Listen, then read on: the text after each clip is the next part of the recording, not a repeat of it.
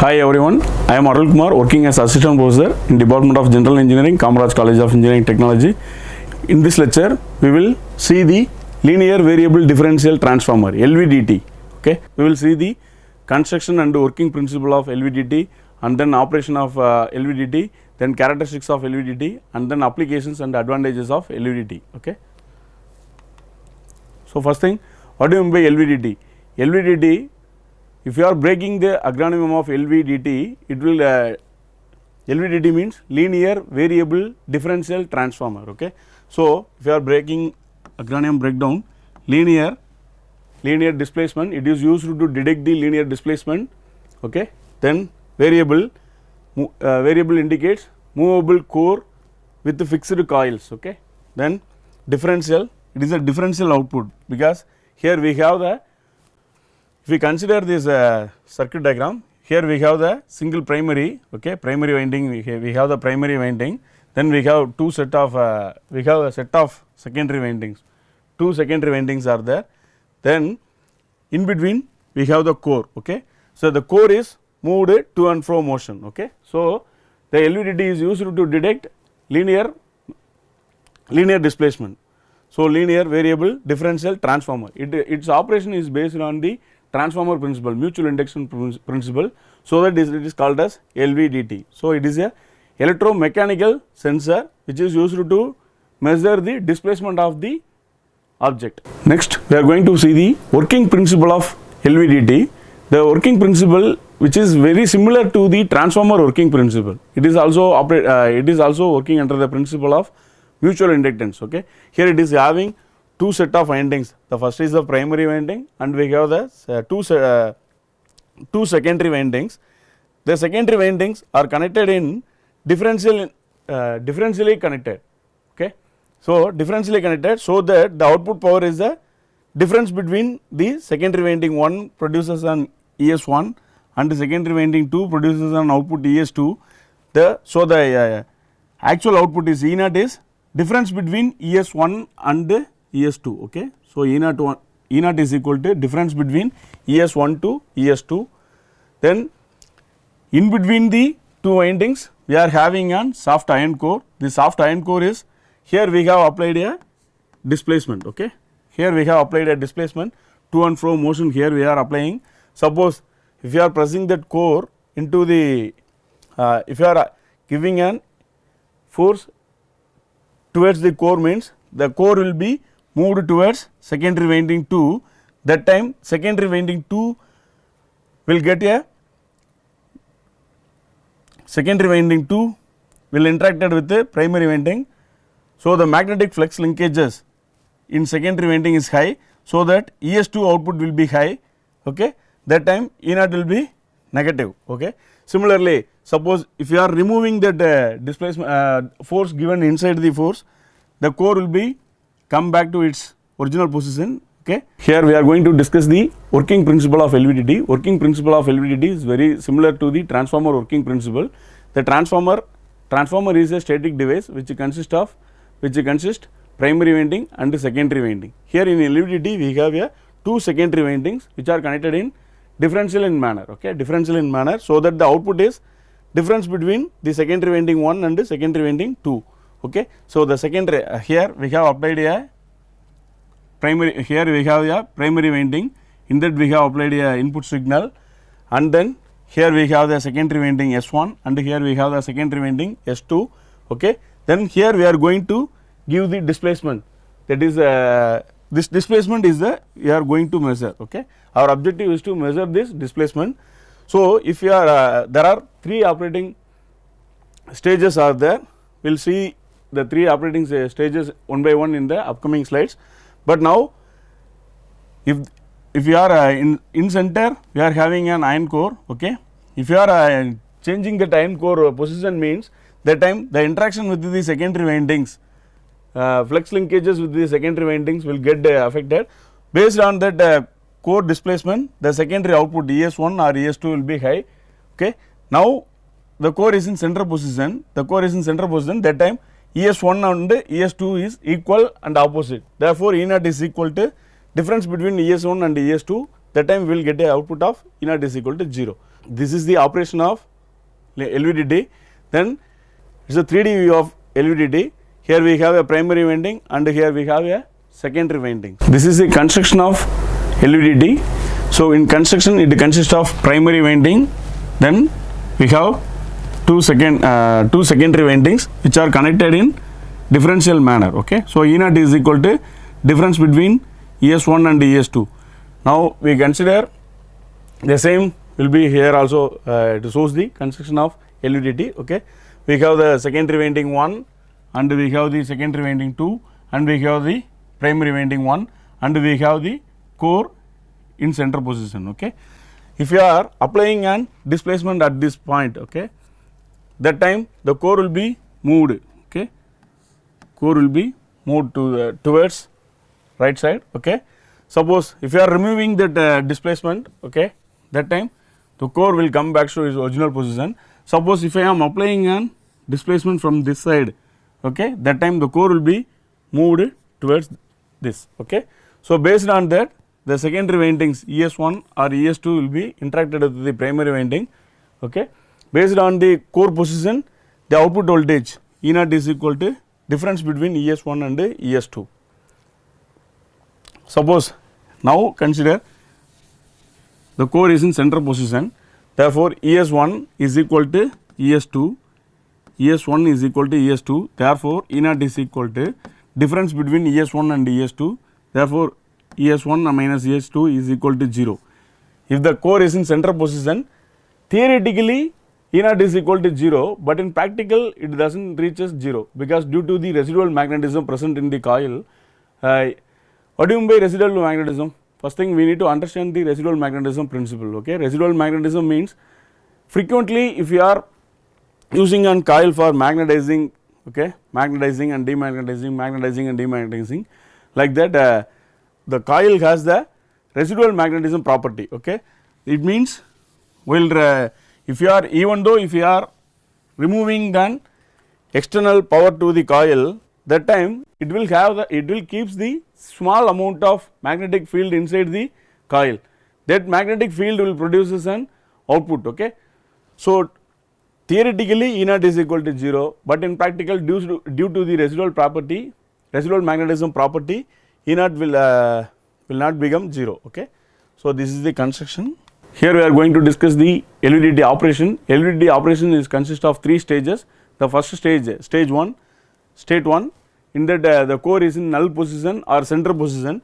The core is in center position. Okay, so the flux linkages with the primary winding and secondary winding. Okay, so here the core is in center position, it interacts with the secondary winding 1 and secondary winding 2, so that ES1 equal to ES2.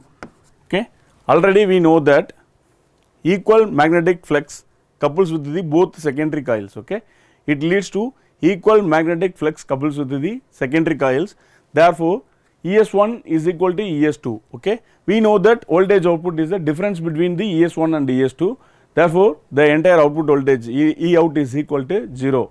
So at null position E naught is equal to 0 theoretically, but in practical it does not 0 due to the residual magnetism property.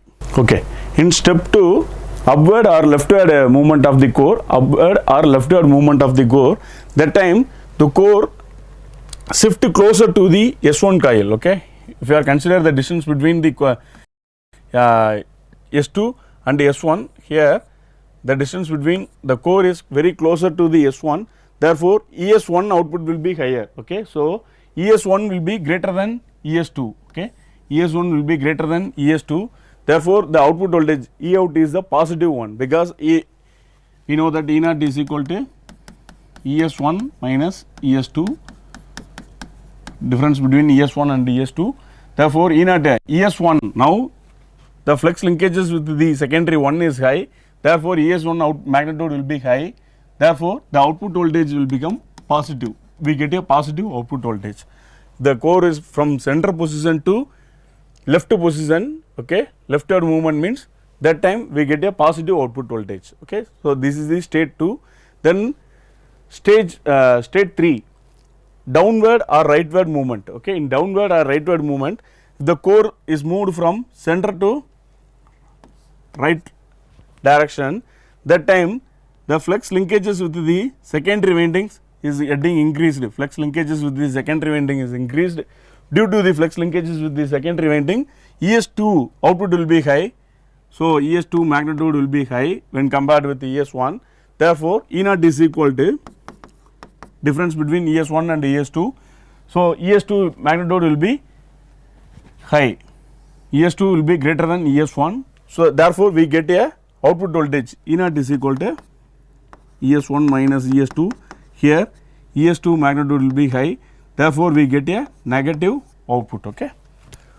So, there are three states of operation. In the first state core is in center position, that time we get a output of E naught is equal to near to 0. Okay. Theoretically we will get a 0 value, but in practical we didn't get 0 due to residual magnetism. And then core in upward or left movement, we get a positive output voltage, and in step 3 core in downward or rightward movement, that time we get a negative output. Okay. So, this is the state of operation of LVDT. Now, we are going to plot from the stages of state of operation of LVDT. We know that the output is there are three states of operation. The core is in center position. Okay. In x axis we have the core displacement. Okay. Core displacement is plotted in x axis. Here core is a null position or center position. Then here it is in forward direction, that means rightward and leftward. Okay. So, if you are consider core is in null position to left movement. Okay. Core moves from null position to left. Okay. That time we will get a negative output voltage. Okay. Then core is moved from null position to rightward movement, that time we get a positive output voltage. Here we will get a negative output voltage. Then at the center position, actually E naught is the difference between ES1 and ES2. In center position, the output need to be 0, but due to the residual magnetism property, there will be a small output voltage exists in the characteristics. Okay. This residual voltage is due to the residual magnetism property of the coil. Okay. So, this is the LVDT characteristics. Then next we are going to discuss about some common specifications of LVDT. First one is the linearity principle. The output needs to be linear. Okay. Based on the core movement, the output is a linear one. Then next we need to discuss about the sensitivity. Sensitivity means for a minimal amount of change in the quantity to be measured, the LVDT needs to be respond. Okay. So, sensitivity, resolution, the resolution and accuracy is need to be very high. Then electrical output, it produces a high output voltage. Okay. Then temperature range of operation, the temperature range of operation is another one important specification. It will be determine the operating situations. Okay. Then the advantages, the LVDT produces high output voltage because it will be an passive type sensor, passive type transducer. Due to the passive type, it requires it converts the physical quantity into equivalent electrical signal. It does not produce an actual electrical signal. Okay. So, it is an passive type transducer. It requires an external power supply for its operation. Okay. So, due to the external power supply requirement, it will be sensing a small changes in displacement, and for that small changes in displacement, it will produce a high output. Okay. Then low hysteresis, the hysteresis effect in LVDT is very low. So, due to low hysteresis, it produces highly repeatable measurements. Okay.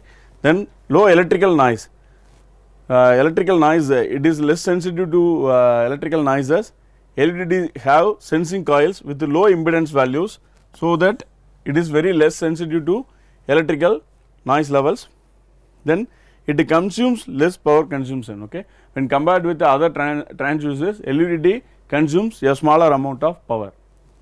The disadvantages of LVDT is it is an passive type transducer, it requires AC power and conditioning circuit, then it is sensitive to magnetic field. Okay.